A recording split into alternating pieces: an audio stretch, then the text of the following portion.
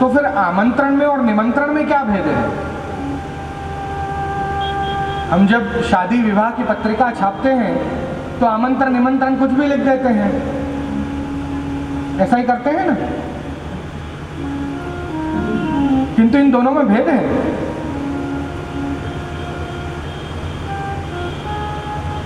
आमंत्रण का अर्थ है कि जिसके नाम की कंकोत्री, जिसके नाम की पत्रिका गई है, वो सहपरिवार उस कार्यक्रम को अटेंड करे। निमंत्रण का अर्थ है कि जिसके नाम की कंकोत्री गई हो मात्र वही आए, अपने परिवार को लेकर ना आए। सर्वे ब्राह्मणा भोजयितव्याः इतिवत्, ऐसा श्री यमुनाष्टक की टीका के अंदर प्राप्त होता है। विश्वोद्धारार्थमेवाविर्भूत वृंदावन प्रियाः कृपयन्तु सदा तात चरणामयी विठ्ठल। श्री गोसाई जी, आप जब यमुनाष्टक की टीका कर रहे हैं तो उसमें आप ये मंगलाचरण लिख रहे हैं, विश्व उद्धारार्थ एव आविर्भूत वृंदावन प्रियाः। यहां पर आप इस बात का उदाहरण दे रहे हैं कि विश्व उद्धारार्थ एव, समस्त ब्रज, समस्त ये जगत जो भी है वो यदि श्रीमद् वल्लभाचार्य जी के सिद्धांतों को अपनाएगा तो उसका उद्धार होगा। किंतु श्रीमद् वल्लभाचार्य जी मात्र वैष्णव जगत के लिए प्रकटे हैं। वहां ये निमंत्रण शब्द का उल्लेख श्री हरिराय जी आप स्पष्ट करते हैं। वहां पर कहते हैं सर्वे ब्राह्मणा भोजयितव्याः। जैसे हम कहते हैं भाई सब ब्राह्मण भोजन में आओ, तो पूरी दुनिया के ब्राह्मण नहीं, जिनको बुलाया है वही ब्राह्मण। संकुचित वाच्या ऐसे कहा। आगे से यदि आप निमंत्रण ऐसा छपवाएं तो किसको जाना किसको नहीं जाना वो सोच कर जाए, ठीक है। आमंत्रण दिया है, क्यों? क्योंकि आमंत्रण देंगे तभी तो सहपरिवार आएंगे, वरना भगवान श्री कृष्ण नहीं आएंगे निमंत्रण देंगे तो। समस्त व्रजमंडल, और ये जो व्रजमंडल है ये अष्टदल कमल के आकार का माना गया है, जिसके प्रथम चक्र में 8 पांख हैं, दूसरे चक्र में 16 पांख हैं और तीसरे चक्र में 32 पांख हैं। ये 3 चक्र में समस्त व्रजमंडल आ जाता है। यहाँ पर बहुत सारे गणित के जानकार विद्वान बैठे होंगे निश्चित रूप से, सब अपना अपना बिजनेस करते हैं तो थोड़ा तो गणित जानते ही होंगे। 8, 16 और 32 इनको जोड़िए, कितना होता है?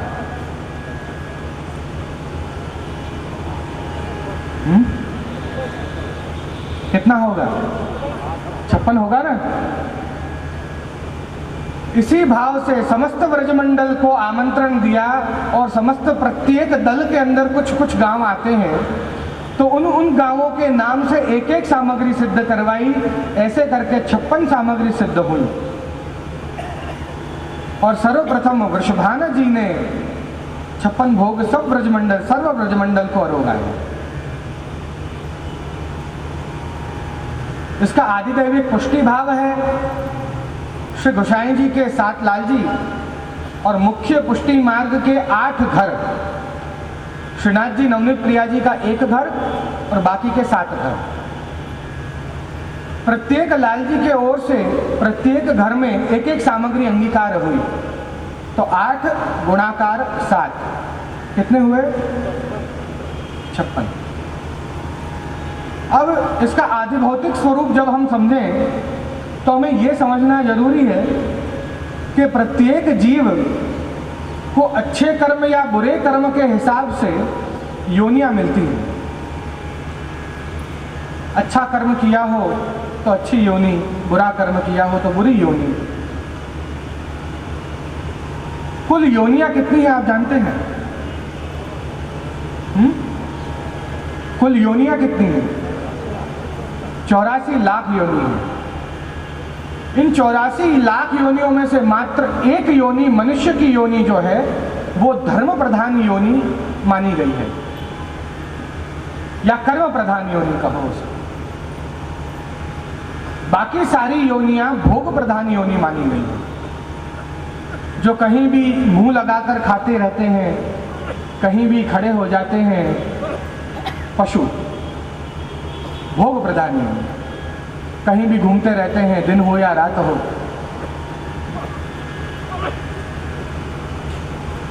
तो इन 84 लाख योनियों में से मात्र एक योनि धर्म करने के लिए, मनुष्य की योनि, तो उस योनि को हम हटा दें तो कुल योनि कितनी हो गई? 83,99,900 और 99। ठीक है ना? हुई कि नहीं? 84 लाख योनि में से एक मनुष्य की योनि हम हटा दें क्योंकि वो धर्म प्रधान योनि है। बाकी की योनियां 83,99,999 योनियां। 8, 3, 9, 9, 9, 9, 9 इनको जोड़िए, 56 होगा। घर पे जोड़िएगा आराम से, समय बहुत हो गया है। 8, 3, 9, 9, 9, 9, 9 ये 56 ही होगा। ठीक है? अपनी ओर से 56 भोग में कोई भी प्रकार की अपनी यथाशक्ति भेंट अंगीकार कराने से या तनुजा सेवा, तन से सेवा करके उस 56 भोग की यदि हम करें तो ये 83,99,900 और 99 योनियों में जाना नहीं पड़ता। ये 56 भोग का महत्व है। ऐसा अलौकिक 56 भोग श्री गिरिराज जी आप आरोगेंगे। ऐसे अनेक प्रकार के भोग प्रभु आप सदा सर्वदा नित्य आपके हाथ से आरोपते हैं, मंगल भोग से लेकर शयन भोग पर्यंत। आप सोचिए प्रभु आपको कितना फल देते होंगे।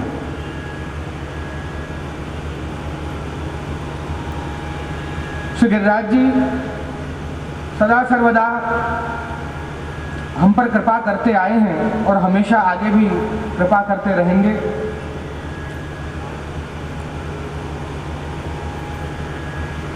श्री हरिराय जी भी हमेशा ही श्री गिरिराज जी को सदा सर्वदा भजते रहे। श्री हरिराय जी का स्वरूप भी कुछ ऐसा रहा कि श्रीमद् वल्लभाचार्य जी इस भूतल पर 52 वर्ष और कुछ महीने विराजे। श्री गोसाई जी, श्री विठलनाथ जी इस भूतल पर 72 वर्ष और कुछ दिन विराजे। और इन दोनों का मिलाओगे तो 125 वर्ष श्री हरिराय जी आप इस भूतल पर विराजे।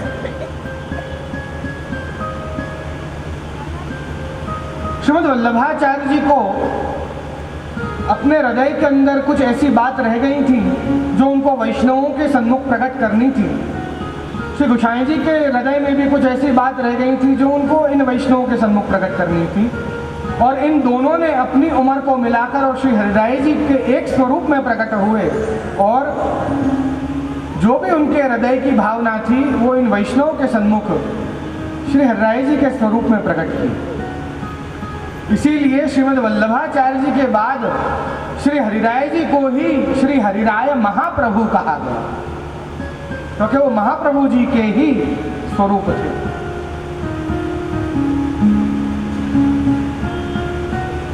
वे श्री हरिराय जी का ऐसा सुंदर साहित्य आज भी इस भूतल पर विराजमान है। शिक्षा पत्र जिसके द्वारा प्रत्येक वैष्णव आप लाभान्वित हमेशा होते रहे हैं। श्री हरिराय जी आप परदेश करते करते आपको सिंध देश पधारना था, एक समय की बात है। तो उस समय आप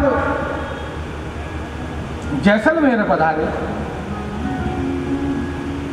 जैसलमेर में खेती बाड़ी हो नहीं सकती, वो रण प्रदेश है। वहाँ का आमदनी का एकमात्र कोई सहारा हो तो वो है वहाँ का राजा जो है, जो भी जैसलमेर से आए या जाए उससे कर वसूल करता था, टैक्स।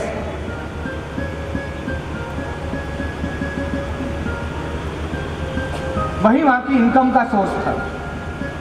ऐसे कहा जाता है वहाँ जल की इतनी कमी कि वहाँ के लोग थोड़ा सा जल भर लाते, उसमें से छान कर पीने का जल अलग निकाल लेते, उसके बाद थोड़ा जल जो रहता उससे पहले बर्तन मांजते, बर्तन मांजने के बाद उसी जल को छान लेते दोबारा, उसी से पूरे घर में पोता करते उसी जल से, और फिर उसको फेंकते उसको दोबारा तिबारा बारंबार छान के उसका वापस उपयोग करते। इतनी जल की कमी।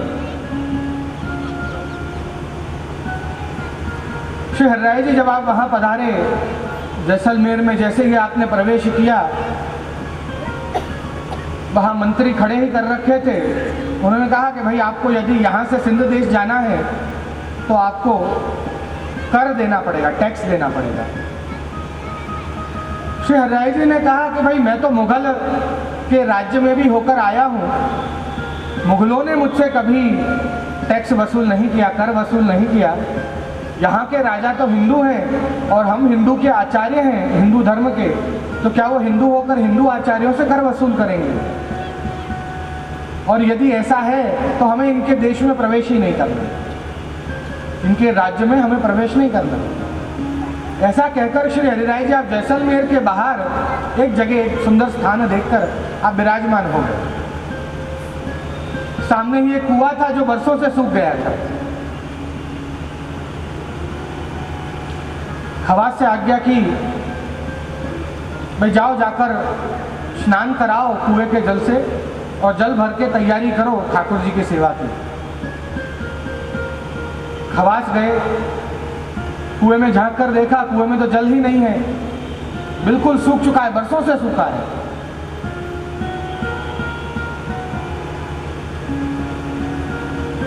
खवास दौड़ते हुए आए, कृपानाथ यहाँ में तो जल ही नहीं।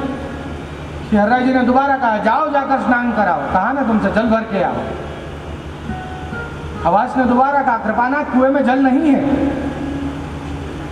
श्री हरिराय जी आप खड़े हुए, कुएं के ओर पधारे, कुएं के अंदर जैसे ही झांक कर देखा, एक छोटा सा छिद्र हो गया कुएं में, उसमें से जाने कहां से जल एकदम से आने लगा। देखते ही देखते धीरे धीरे धीरे धीरे कुआं भर गया, ऊपर से जल छलकने लगा।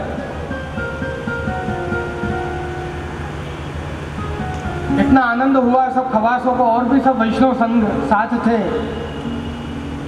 अब तो सब खूब आनंद से डोल भर भर के, घड़ा भर भर के नहा रहे हैं। जो वहाँ के जो स्थानिक लोग हैं वो आते जाते देख रहे हैं कि हम एक एक बूंद जल को तरसते हैं और यहाँ इतना जल ढुल रहा है।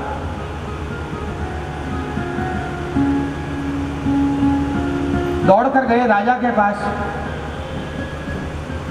भाई बरसों से जिस कुएं में से एक बूंद पानी नहीं था, उसमें से जल छलक छलक कर निकल रहा है और वहाँ वो लोग सब जल ढोल रहे हैं। वो जो आचार्य आए हैं वैष्णवों के, वो वहाँ पर प्रभु की सेवा कर रहे हैं।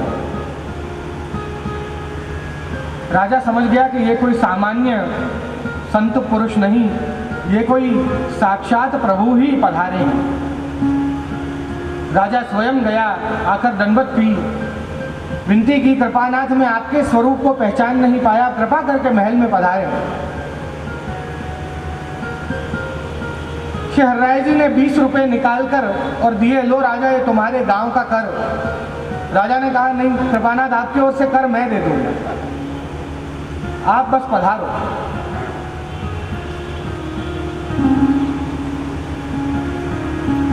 राजा के महल में पधारे, राजा का पूरा परिवार ब्रह्म संबंध दीक्षित हुआ। श्री हरिराय जी ने कृपा करके उनके माथे श्री गिरधारी जी करके ठाकुर जी पधरा दिए।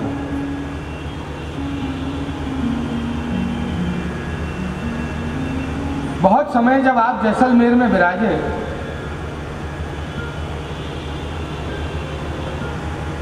एक दिवस श्री हरिराय जी को श्री गिरिराज जी की तरहेटी की, श्रीनाथ जी की बहुत याद आई।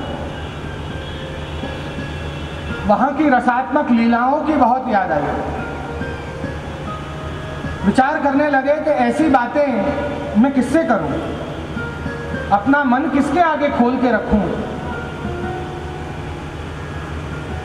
श्रृंगार के समय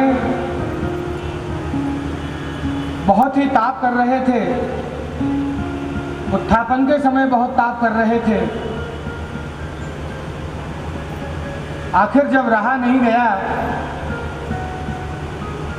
तो आप अपने हृदय की बात खोलकर श्री गिरधारी जी से कर रहे हैं। ये कीर्तन के अंदर जो अंत में जो श्री गिरधारी जी का नाम आता है वो श्री गिरधारी जी ये ठाकुर जी हैं, जिनको अपना मित्र मानकर और श्रीनाथ जी की लीलाओं के विषय में और श्री गिरिराज जी के विषय में उनको जो जो अनुभव होते हैं वो खुलकर ये ठाकुर जी श्री गिरधारी जी के सन्मुख आप प्रकट कर रहे हैं। श्री गोवर्धन की रहियत रहे।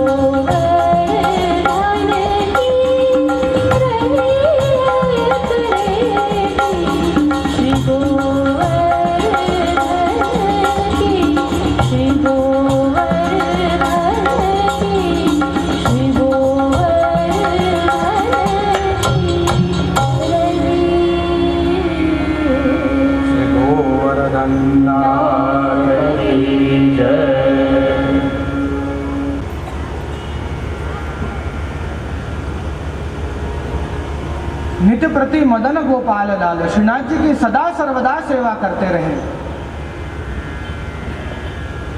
उनके चरण कमलों का स्पर्श करें, ब्रजरज में लोट लगाएं, तलहटी में तन पुलकित, उससे पुलकित हो जाता है तन।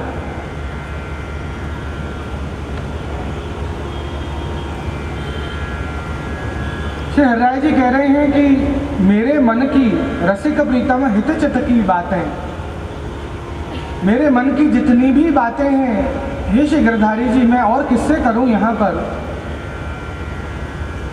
ऐसा मेरा हृदय के अंदर श्रीनाथ जी को मिलने का भाव स्फुरित हो रहा है। इतना विरह मुझे श्रीनाथ जी का, श्री गिरिराज जी का हो रहा है, किंतु ये बात मैं किसी और से कर नहीं पा रहा, इसलिए हे गिरधारी जी मैं आपसे कर रहा हूँ।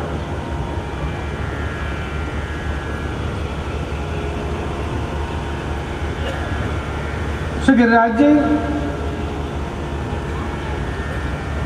जैसा मैंने आपको कुछ ही समय पहले बताया कि पुराणोक्त, शास्त्रोक्त, वेदोक्त वर्णन श्री गिरिराज जी का करके बिल्कुल आगे पधारे। तू पांडे आदि पत्नी से कहा मांगी हो तो वीणाएं की कहा लोमड़ी मतलब